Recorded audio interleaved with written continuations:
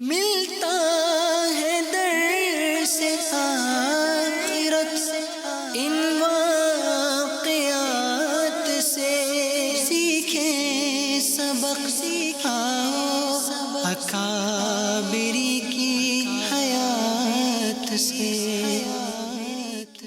الحمد لله رب العالمين والصلاة والسلام على سيد المرسلين أما بعد فأعوذ بالله من الشيطان الرجيم بسم الله الرحمن الرحيم الصلاة والسلام عليك يا رسول الله وعلى آلك وأصحابك يا حبيب الله الصلاة والسلام عليك يا نبي الله وعلى آلك وأصحابك يا نور الله۔ پیارے اسلامی بھائیوں اور مدنی چینل کے ناظرین، پروگرام ہے ایک قصہ ایک سبق، اور آج ہم آپ کے سامنے سستی سے نجات حاصل کرنے کے ذرائع کے متعلق بیان کریں گے۔ آئیے سب سے پہلے درود پاک کی فضیلت سنتے ہیں۔ درود پاک کی فضیلت نبی اکرم نور مجسم صلی اللہ علیہ وآلہ وسلم کا فرمان عالی شان ہے، جس نے مجھ پر دن بھر میں 1000 درود پاک پڑھے وہ اس وقت تک نہیں مرے گا جب تک جنت میں اپنی جگہ نہ دیکھ لے۔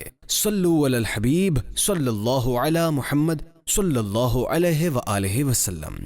پیارے آقا کا انداز تربیت خادم رسول حضرت انس بن مالک رضی اللہ عنہ سے روایت ہے، ایک انصاری صحابی رضی اللہ عنہ کے معاشی حالات بہت کمزور تھے۔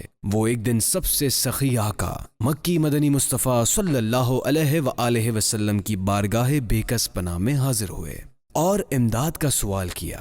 یاد رکھیے، ہم بعض دفعہ سمجھ لیتے ہیں کہ ہماری ضرورت مال ہے، حالانکہ ایسا نہیں ہوتا۔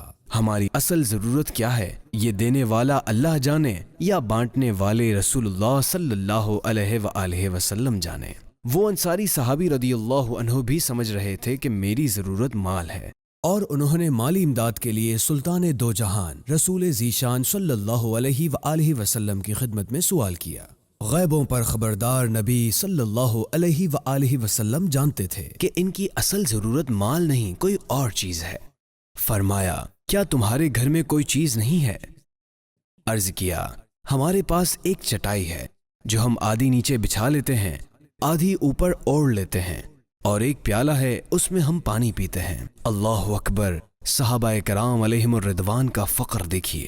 گھر کا ساز و سامان کیا ہے؟ ایک چٹائی، ایک پیالہ۔ پیارے آقا صلی اللہ علیہ وآلہ وسلم نے فرمایا، جاؤ دونوں چیزیں لے آؤ۔ وہ صحابی رضی اللہ عنہ گھر گئے، چٹائی اٹھائی، پیالہ ہاتھ میں لیا اور بارگاہ رسالت میں حاضر ہو گئے۔ رحمت دو جہاں صلی اللہ علیہ وآلہ وسلم نے اعلان کیا، کون یہ چیزیں خریدتا ہے؟ ایک صحابی رضی اللہ عنہ نے عرض کیا، حضور میں 1 درہم یعنی چاندی کے سکے کے بدلے خریدتا ہوں۔ فرمایا، کوئی ہے جو اس سے زیادہ قیمت لگائے؟ دوسرے صحابی رضی اللہ عنہ بولے، حضور میں 2 درہم کے بدلے خریدتا ہوں۔ نبی اکرم صلی اللہ علیہ وآلہ وسلم نے دونوں چیزیں ان صحابی رضی اللہ عنہ کو دیں۔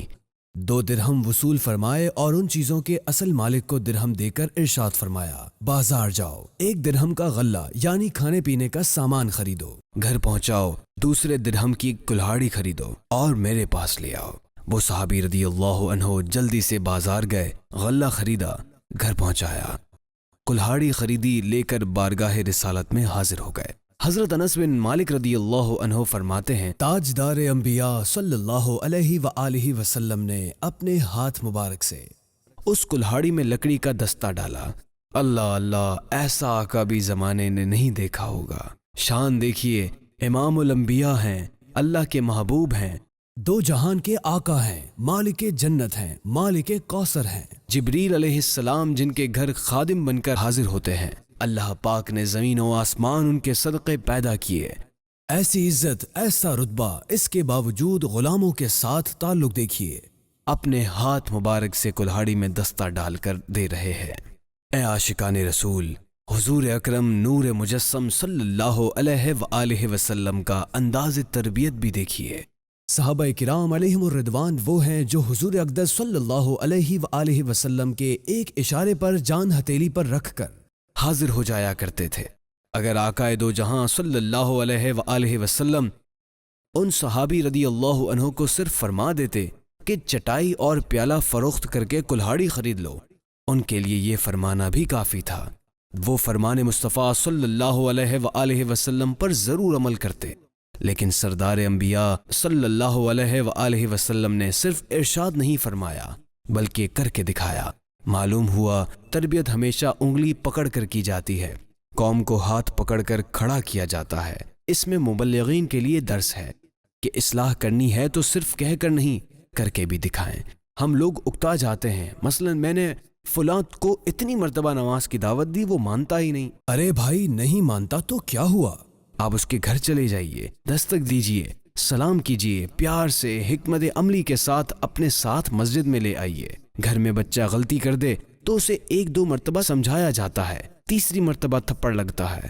پیارے اسلامی بھائیوں، ایسا نہیں ہونا چاہیے، یہ غلط انداز ہے۔ تربیت کرنی ہے تو اکتاہٹ کا شکار نہ ہو، حکمت عملی اپنائیے۔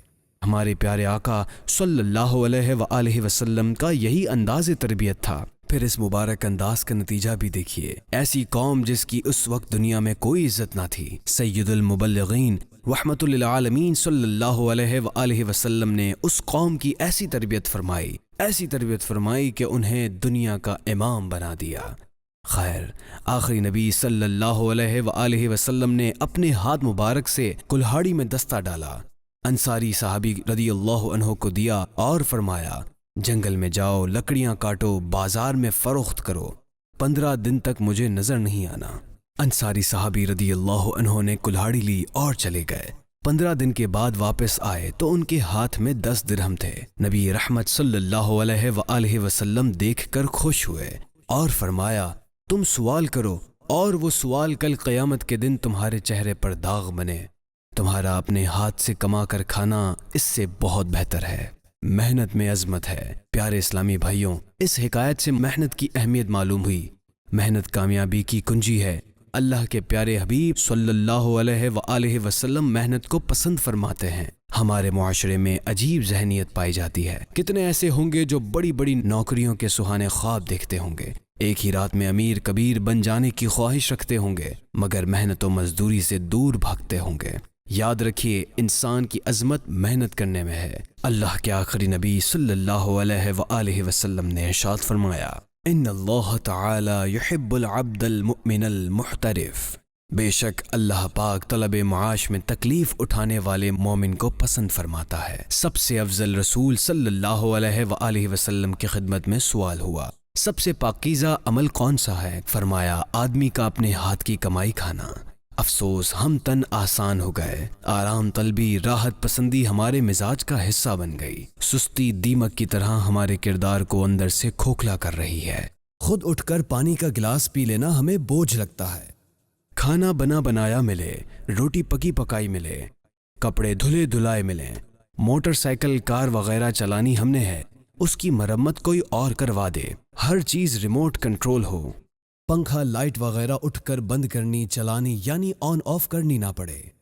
اب تو دروازے بھی سینسر سے کھلنے بند ہونے والے آ گئے، ہاتھ سے دروازہ کھولنے بند کرنے کی زحمت بھی گوارا نہیں۔ دینی کاموں میں سستی، نمازوں میں سستی، علم دین سیکھنے میں سستی، قرآن پڑھنے میں سستی، سنت اپنانے میں سستی، قرض لٹانے میں سستی، ہر جگہ سستی سستی اور سستی بھری پڑی ہے، اور معاشرے کو دن بدن تنزلی کے گہرے گھڑے میں دھکیلتی چلی جا رہی ہے۔ یاد رکھیے، سست اور راحت پسند آدمی کبھی کامیاب نہیں ہو سکتا۔ پیارے اسلامی بھائیوں، افسوس، آج کل مستحبات تو مستحبات، فرائض و واجبات کی ادائیگی میں بھی بسا اوقات سستی نظر آتی ہے۔ حالانکہ فرائض و واجبات کی ادائیگی میں سستی کا مظاہرہ منافقین کی علامت ہے، جیسا کہ 5 وقتہ نماز کے متعلق قرآن کریم میں ہے کہ بے شک نماز مسلمانوں پر مقررہ وقت میں فرض ہے۔ معلوم ہوا ہر نماز کا ایک خاص وقت مقرر ہے جس کا خیال رکھنا لازم و ضروری ہے۔ جو لوگ اس وقت کا خیال نہیں رکھتے یا ادائیگی میں سستی کا مظاہرہ کرتے ہیں، ان کے متعلق ارشاد ہوتا ہے کہ وہ جب نماز کے لیے کھڑے ہوتے ہیں تو بڑے سست ہو کر لوگوں کے سامنے ریاکاری کرتے ہوئے کھڑے ہوتے ہیں۔ تفسیر صراط الجنان جلد 2 صفحہ 335 پر ہے۔ منافقوں کی علامت یہ ہے کہ جب مومنین کے ساتھ نماز کے لیے کھڑے ہوتے ہیں تو مرے دل سے اور سستی کے ساتھ کھڑے ہوتے ہیں، کیونکہ ان کے دلوں میں ایمان تو ہے نہیں، جس سے عبادت کا ذوق اور بندگی کا لطف انہیں حاصل ہو سکے۔